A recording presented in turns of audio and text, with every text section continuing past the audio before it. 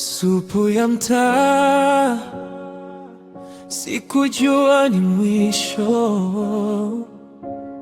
Rafiki akanishika mkono nikafuata. Maumivu yakaja taratibu, kifo kikanong'ona. Mungu akasema subiri.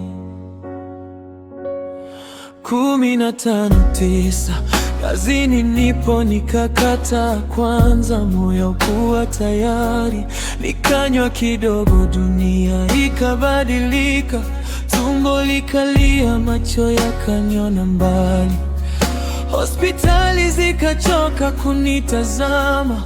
Nikabebwa na tumaini kuvuka mpaka Burundi. Nikafika nikiwa nusu pumzi, nikagundua ukweli, supu ilikuwa sumu.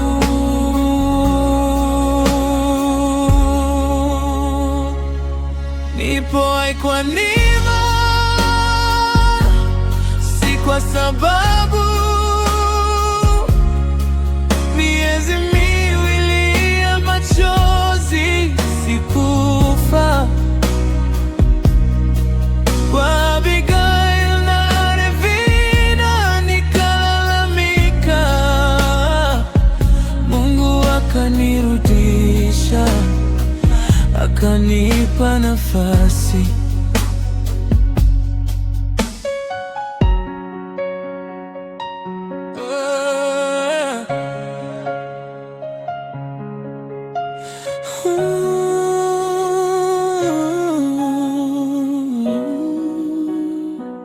Nililala na maumivu, nikaamka na hofu, nikiuliza kwa nini mimi, kwa njia chungu hivi. Lakini katikati ya sindano na maombi, nilihisi mkono wangu ukinishikilia.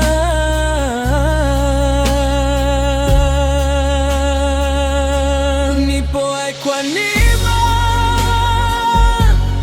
si kwa sababu.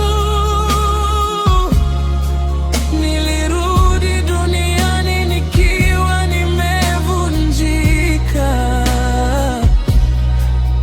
Nililia kimya, nikaomba sana. Leo ninasimama ushuhuda.